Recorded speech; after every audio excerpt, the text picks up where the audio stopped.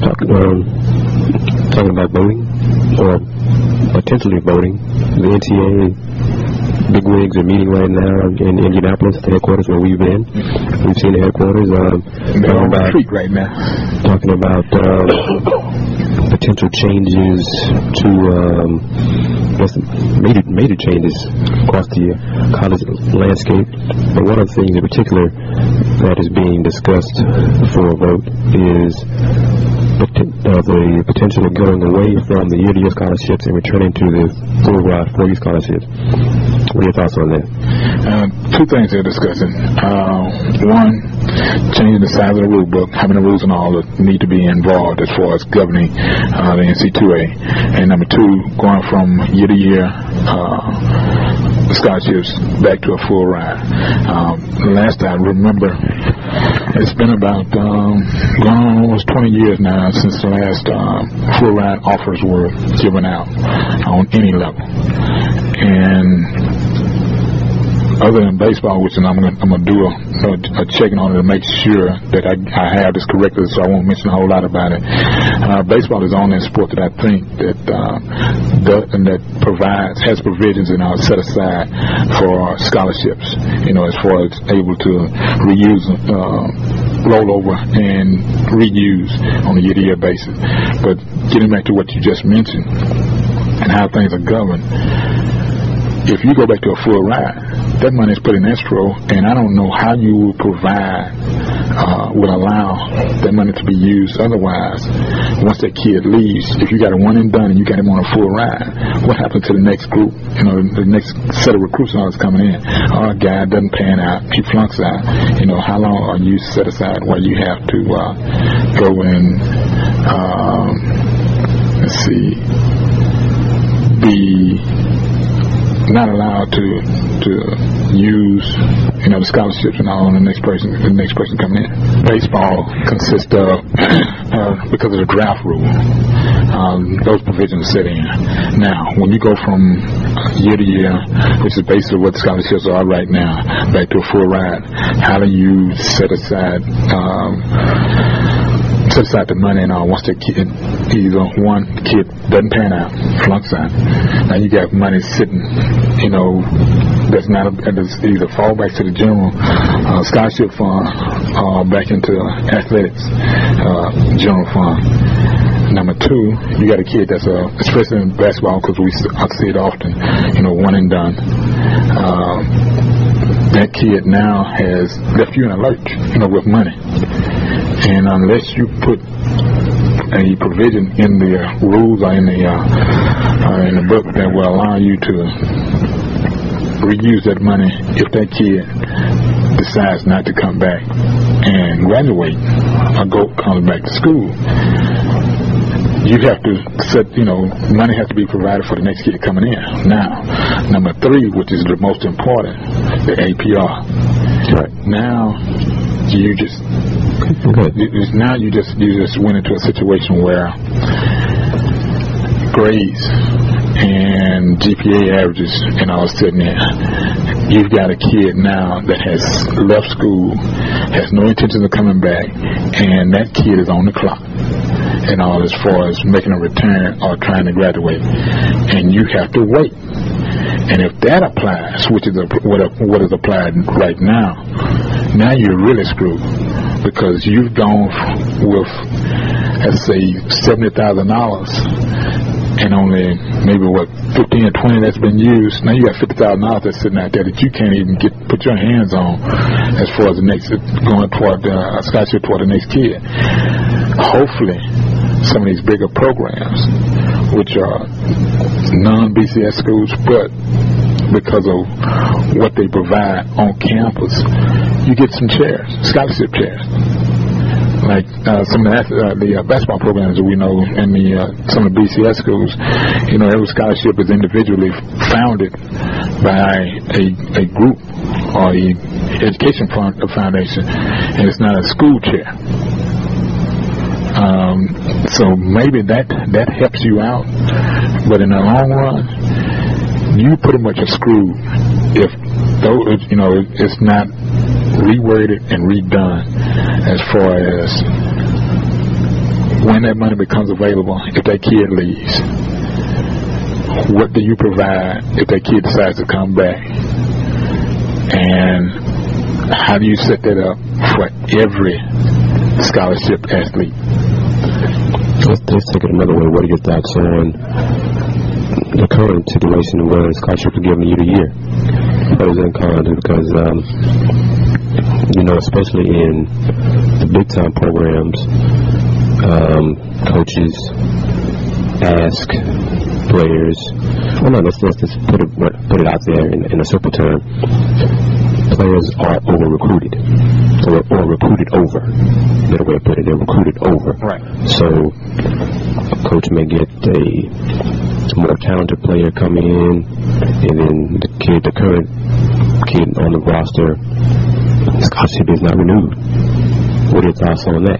Now, mind you, that because of the APR numbers, it behooves the school to see that kid who's being replaced or is not getting his contract renewed is placed somewhere to further his education, correct? Yeah. And that's the way it's handled. Right. But in most cases it's not. It's basically, son, look, things not working. Or daughter. Capital on the side too. That's right, man. Whoever. Kid, I'm being honest with you. Things not working out. Whether in the classroom, and if it happens in the classroom, then you can legitimately go and get some things done. But when it's underhanded, let's be real, it does get underhanded. You're just not getting it done on the field, on the court. So in the process, we're making a move, and we're going in another direction. So this is the options that you have and all available for you. Read it, check it off, see what you want to do, and get back with me. And trust me, that happens. Oh yeah, that happens. In cases like that, if a kid decides to sign off on it, and then transfers to another program, he still has to sit out that he or she still has to sit out a year, right? Is that right? Only if it's a sideways move. And a sideways move is going from one Division program to another Division I program. And football is going from Division I to Division I. And basketball is basketball and the other sports is across the board. In the Division I program is all still Division I. Football is only in difference that's set up.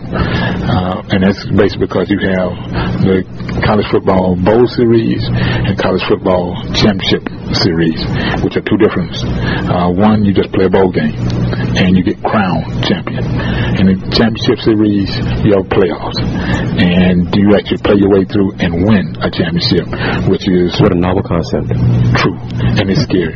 It is truly scary because that seems so logical. But as we both know, NCAA is not on that level. Well, it's not the NCAA that in charge of the BCS. Supposedly. Thank you. Okay. Now, but on the other hand, once you hand the paperwork across to the kid, you basically say, look, son, young lady, this is not an option. You didn't get it done. I'm bringing somebody in that's better than you. And you either sign off on it or your scholarship definitely will not be renewed. So you need to find you a place to go, and I'm not responsible for you. And trust me, that happens. That happens more so than the prior. But in those cases, if that happens, that has a negative impact on the school's APR. Correct. Okay. But when that happens, that's because the person in charge at that time, and I'm not saying it, then that's basically across the board. The person that's in charge basically doesn't give a damn about the APR. And for those who don't know, APR stands for Academic Progress Rate, and so I mean that is what the NCAA is using that to calculate and judge schools progress toward student athletes graduating. Right. And I see now they want to change the interest level for athletes across the board to a 2.5. Do you think it's viable, depending on because of what you see happening in the high schools, well, public and private? Well, I mean, tell it like it is. High school education is getting worse. The teaching is being, well, is it test driven or curriculum? That's the problem. If it's test driven, then all the students are learning is how to pass the test. They're not learning how to excel in core classes, in the core curriculum, which is needed on the NCAA level, because the NCAA level is not specifically geared toward tax test. What students did to pass their tax test may not help them get the required grades, passing grades in the core classes toward the college degree in college. So it's two different things. That's why a kid can transfer from Texas and go to Arkansas, because they don't have a tax test, but still get a high school degree. And because he gets a high school degree, he's eligible to get a college scholarship. So it happens like that all over the place. It's different. Education needs to be improved, public and private. It needs to be emphasized. Students need to learn. Teachers need to teach. But we also know that if you raise GPA requirements from 2.0 to 2.5, it's going to cause some more abuse and cheating involve some athletes, especially the superstar athletes are going to slide by, depending on how good they are, depending on where they are, city, statewide. It may be more coaches come to a teacher and say, hey, you got to pass Jimmy or Janie, and I need her to get him or her to get an A in this class. They can't get a D, it'll hurt their GPA. Their GPA is hurt, then they don't get scholarship, and I don't get whatever. So that happens all over the place. So the NCAA is proposing all kinds of landmark changes, but these landmark changes will have a huge trickle-down impact from the NCAA level to the high school level. So making the changes is a noble gesture, but we'll see the impact that it makes. Could be long-lasting and hurt a lot of folks. And it may end up just pushing a lot of things, more things on the table than already are. Well,